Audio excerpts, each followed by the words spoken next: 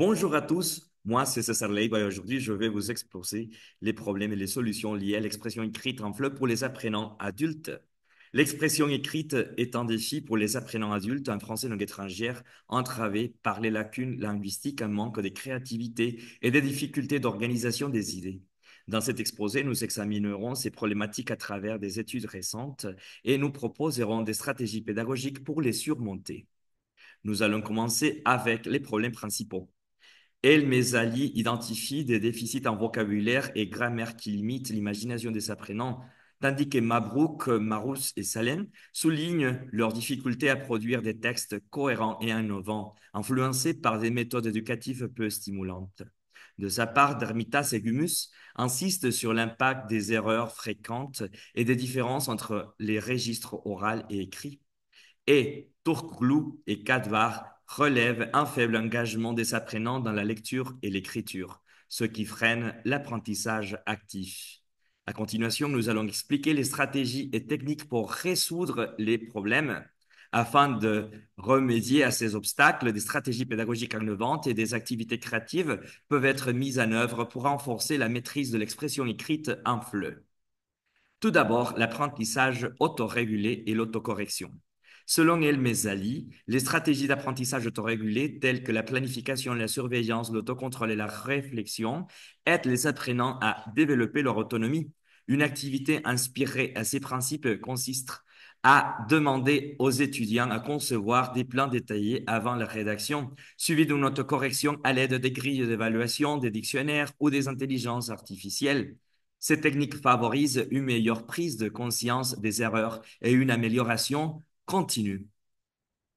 Puis, l'utilisation des outils web 2.0. Mabrouk, Marous et Salem recommandent l'intégration des blocs et des wikis dans l'enseignement de FLE. Une autre activité consiste à créer un bloc collaboratif où les étudiants publieront des textes sur des thématiques variées et ils le partageront avec un public réel. Cela les amène à réfléchir autant de contenu qu'à la présentation linguistique informelle de leurs écrits.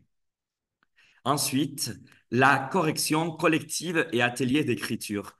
Dermitas et Gumus suggèrent la correction mutuelle en classe.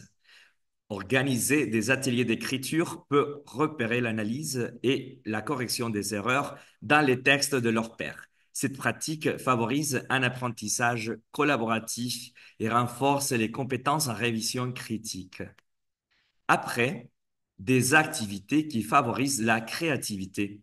Pour stimuler la créativité, Turkoglu et Kadvar préconisent des activités interactives et immersives, pour exemple, organiser des jeux d'écriture où les étudiants inventent une histoire collective.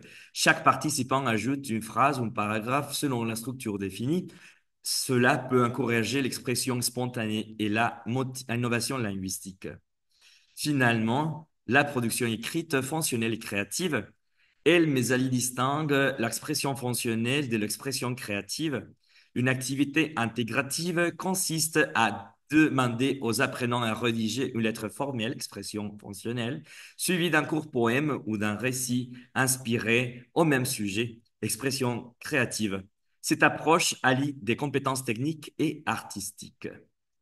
En guise de réflexion personnelle, l'amélioration de l'expression écrite en FLE repose sur une combinaison d'approches pédagogiques adaptées aux besoins des apprenants adultes. Les stratégies basées sur l'autorégulation, l'intégration des technologies, les activités collaboratives et la stimulation de la créativité, comme le montre la recherche consultée, offrent des solutions concrètes pour enrichir les compétences en expression écrite et encourager des productions plus cohérentes, riches et imaginatives.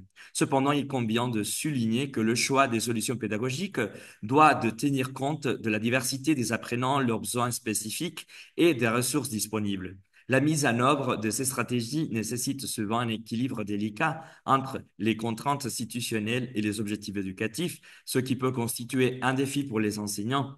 Une adaptation continue et une évaluation régulière des pratiques s'avèrent essentielles pour garantir leur efficacité. Voici les références consultées. Et merci beaucoup de votre attention. Au revoir.